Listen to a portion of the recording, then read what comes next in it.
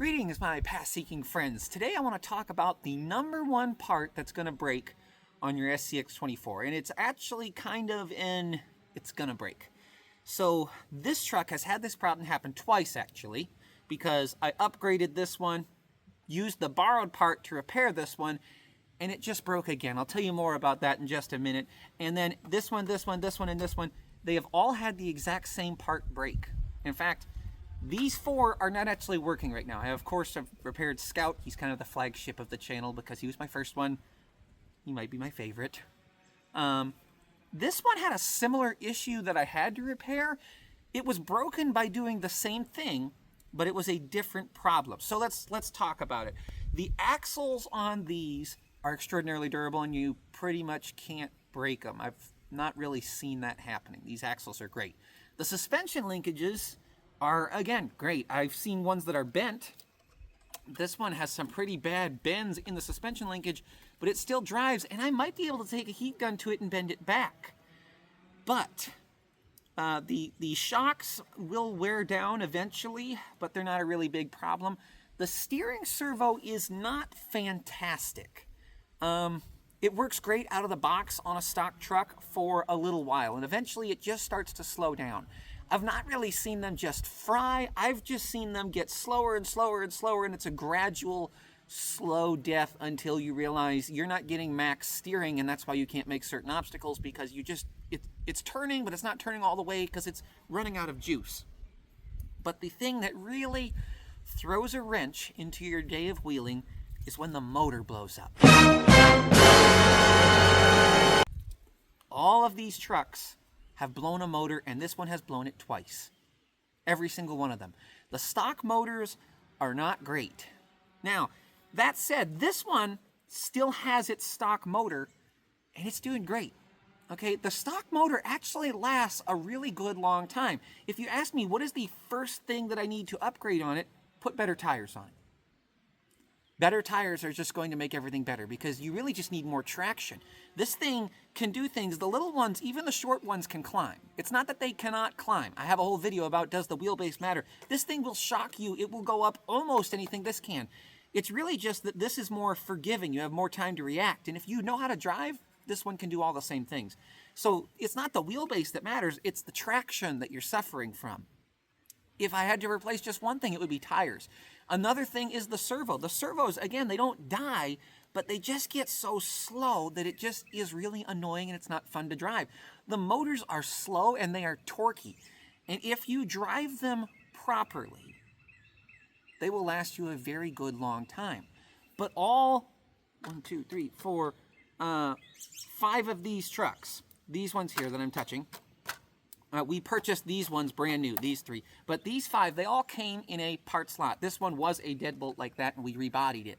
Okay, they came in a part slot together. I bought them as parts. They were non-working. And I found 3 of them had blown motors, and 2 of them had blown ESCs. I actually disassembled the ESCs, and they had steering controls, they had lights, but when you push the gas, nothing would happen. And I can actually see in the circuit boards, there are fried circuits or modules or whatever. I'm not an electrician, if you can't tell. I'm still new to the hobby.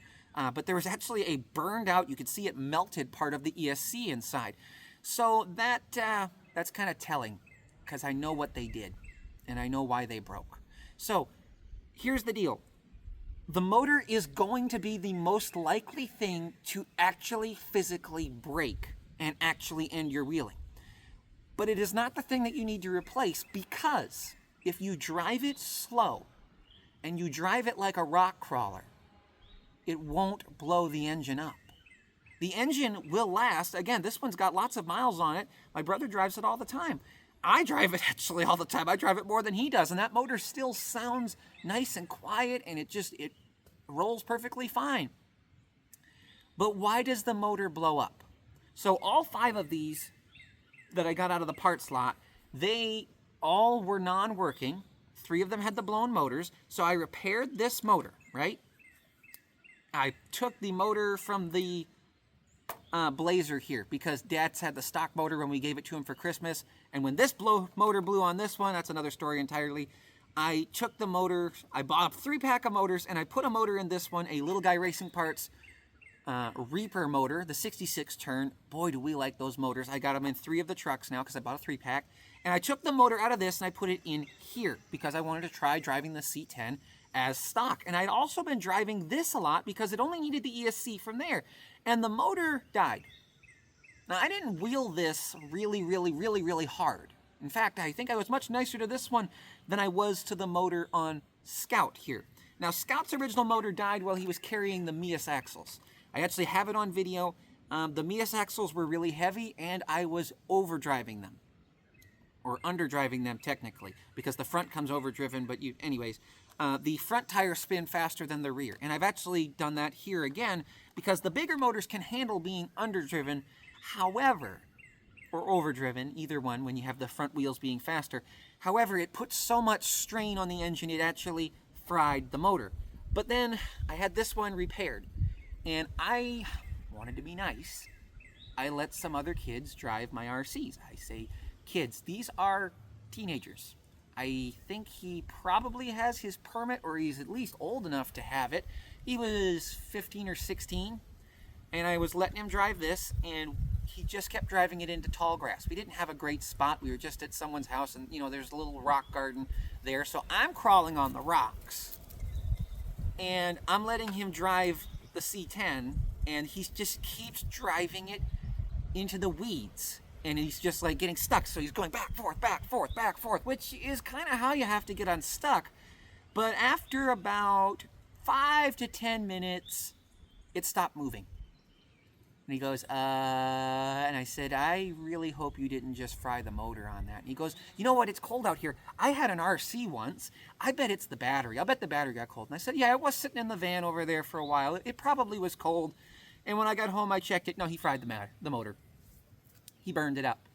I let another friend drive this. We were just in the house, and we made a pile of, shoes and pizza boxes from the party we were having in the house, and they were driving the RC back and forth, and I told them, you really need to slow down, and they said, well, that's just not how I like to drive, and their driving style was...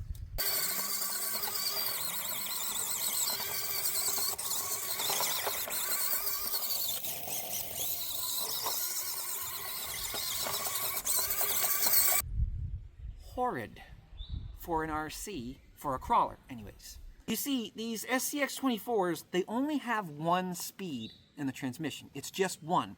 And it's geared to be very slow, but to have a lot of torque. And that's what the motor is built to provide. If you drive slow and carefully and technically, and you don't just drive like Whistling Diesel, you won't fry the motor. You'll get a good long life out of it before you have to upgrade it. You can get away with not upgrading it. But I think all 5 of these, I think they got sold to a hobby shop as broken because they gave it to some little kid who's seen people drive RCs before, and everyone wants to drive an RC because there's no consequences. It's kind of like a video game. But it's only kind of like a video game because there actually are consequences. If you try and drive this at highway speeds for 24th scale and try and ramp it and jump it and you just want to smash into things like it's a demo derby car, I have introduced lots of people to RC crawlers. And every time I pull it out and go, look, this is my RC, they go, ooh, is it fast? Always the first question. You could bet money that they're going to ask, is it fast? And the answer is no. And they go, what fun is it if it's not fast? It's a crawler. And then as soon as we start driving them, the next question is always, what happens when you smash them into each other? That's not what this is for. These are actually little models that are meant to drive and to look cool. But people just want to abuse your things. So be careful who you let drive your RC because they're kind of dumb, to be nice about it. So driving these fast, I'm talking driving for long periods of time with the throttle all the way depressed, or even worse, going back and forth and back and forth and back and forth and going from full speed reverse to full speed forwards and back and back and back. That is the number one way to fry the motor. The motor can only handle so much of that. Now, if you upgrade the motor, it can handle more.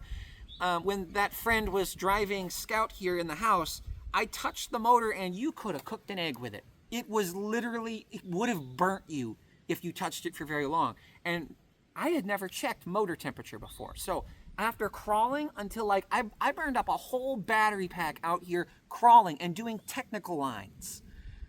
The motor was warm, it wasn't cold, but you could not have called it hot. It was only like room temperature, okay?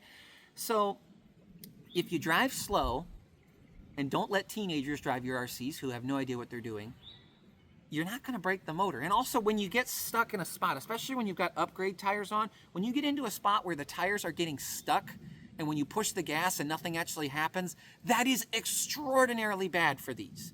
And driving them fast, if you've ever driven a real Jeep or a rock crawler, something with a low range transfer case, when you put it in 4 low, it still goes through all the gears in the transmission, but even in 5th gear in 4 low, you can only do about 25 miles per hour. So trying to drive this as fast as it can possibly go is like making your car merge onto the highway in the very lowest gear and just scream it until it reaches highway speed. It's really, really bad for it. I'm also going to right now show you how you can protect your cars if you do want to let someone drive it so that they can't possibly damage your motor. Let me show you what I'm talking about. So I have 2 different kinds of remotes here. I have the version 2 remote. I don't have a version 3, so I don't know if this trick works on that one as well. But there's also a trick you can do with the version 1 remotes, which is what the Blazer uses. So this is how fast Scout drives, just a top speed run. We have a 66 turn Reaper motor from Little Guy Racing Parts. I also have Little Guy Racing Parts 24% overdrive, and we have 64 millimeter Injora tires. It's not, I mean, terribly slow, but if you drive like my friend was driving, it will destroy the motor if you do it long enough. But here is the trick. You take on a version 2 remote, if we turn it off, hold down the channel 4 and turn the wheel all the way counterclockwise, and then turn it back on, it goes into beginner mode. And now this is the fastest that it can go. This is really going to give you some protection because it's going to force them to drive slow and look for a technical obstacle to crawl over because it limits their power. So if you want to disengage it, turn the remote off, push the channel 4 button, turn it all the way counterclockwise, then turn it on, and we go back to full power. You want to turn it to beginner mode, channel 4, turn all the way to the left, on and back off. We go slow. But if we want to reset it, if you hold this down and do this, oh, I guess it works that way too. Anyways, now here's so here's a version 1 remote. This is what the Blazer uses. And here's how fast the Blazer is.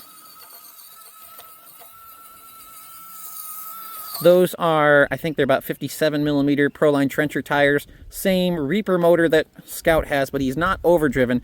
If you look over here, we have different modes. Okay, so we're in high. We can set it to medium or even all the way down to low.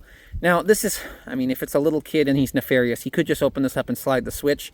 It's not as, child-proof as the new beginner mode on the version 2s, but this still gives you that same effect where it's going to slow them down so that they can't possibly hurt the engine, but they'll get to experience driving the car.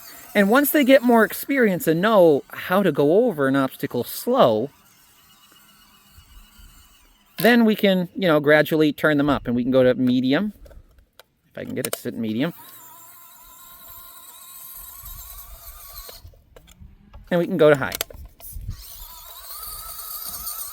You really don't need to run a version 1 in the other modes. I mean, maybe if you're in an extraordinarily technical spot, but having, especially with this Reaper motor in here, I just leave it in high for my own purposes because high also affects your steering servo power. At least I find it to. But if you do these, put it in beginner mode or set it into low mode if you have a version 1, you will protect yourself from people. You see, it's like those sports cars where they come with a spare key that is the valet key, and it downs the power so that the valet can't go do burnouts with your car. He just has enough power to park it, and that's it. This will make them go slow enough that they can crawl. You can still crawl obstacles with this, but you're not really going to be able to damage the motor by going way too fast. It's going to force them to learn. And it actually makes it, they may not be dumb and they just want to jab it back and forth, and they may not intend to damage your stuff, but it may be that they just don't have the dexterity in their left-hand finger, or right, I guess if you drove like this, but anyways, they just may not have the dexterity to move it just little increments at a time and drive slow, and this helps them. Some children may need it to stay in that mode forever, but again, to set the mode, we're going to hold the button down, turn all the way counterclockwise, turn it off and back on. It's the same mode of operation to turn beginner mode on and to turn it off with a version 2 remote, and it will protect you and let you share the hobby safely without risk of damaging your parts. I hope this has been helpful to you. I hope you will continue to drive RCs, to share your RCs, to help the sport grow. And tell me, what is the most common thing that you see breaking? Since I had 6 of these broken by the same thing, I guess this one lasted a good long time. Let's call it 5. 5 of these have been broken through really bad driving. This one's been broken twice. I'm pretty safe. I feel pretty safe in saying that's going to be the most common thing that breaks, because people don't understand that an scx24 is supposed to be driven slow, and it's supposed to be a rock crawler, not a rock bouncer, not an F1 car, not a rally car. They're not going to drift. They're not going to jump. To some people, that's boring. To some people, we like the challenge of going slow and going up steep obstacles, and we like to go slow and smell the roses a little bit too. But what's the most common part that you see breaking? What's the number one thing you wish Axial would fix? For me, I actually wish they would fix the steering servo, because if you don't drive like a monkey, for lack of a better word, the motor will actually last you a really good long time. This is my brother's rig. He hasn't driven it as much as me, but it still has the stock motor, even though we're running brass tires, servo, shocks, and even though he drives fast, he just doesn't abuse the motor, so the motor is still working. But I do wish they would add an upgrade motor. It really wouldn't cost them a whole lot, I suppose. That said, I still love them. I don't think that there's anything wrong with them out of the box. There's just something wrong with some people that can't drive them. Until next time, I hope you'll stick around, because next week, I'm going to take the poor abused C10 that has been thrashed and had its motor blown twice. A subscriber, if we can call, okay, fine. Mom watched the kid blow up my RC, and you know, I'm an adult. I'm going to buy my own parts, but Mom felt bad for me, so she bought me a new motor. We're going to not only put a new motor in this, I felt bad for the RC. I ordered a whole bunch of upgrade parts, and I'm going to try and do the best bang for your buck build on the C10. It's not going to be a budget build, and it's not going to be an all-out build. It's going to be cheaper, but this literally may outperform this one by the time I'm done with it next week. But you'll have to find a way to stick around, and I believe you are smart enough to do that. I believe in you. You can find the button that will do that. There's even a little musical instrument that you could click, and it would notify you when I release that video next week. But until next time, share the sport, go outside, and stick to the old paths. Oh, my feet are asleep. Oh. To prove that you can have fun with it, I tried a more extreme obstacle a minute ago, and you're losing some bump ability in beginner mode, but we can crawl. And it's actually kind of easier, because I don't have to be as picky with what I'm doing with the throttle, because I only have half throttle. Ooh, I'm still folding the tire over.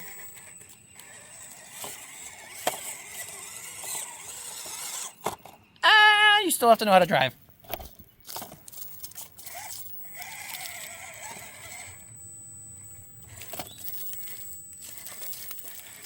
See, this is a part where if you couldn't drive slow, you would really be having a problem.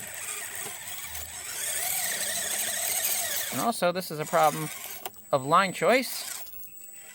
If I run my back tire up that, I'll bet I come up this just fine. Yep. It makes you think. It turns it into an actual game of strategy rather than bonsai. I mean, not that bonsai isn't fun. My brother does it all the time. But you don't have to let people do that to your RC and fry your motor. You say it's a free country. Yeah, and I'm free to only let people I want to drive my RCs.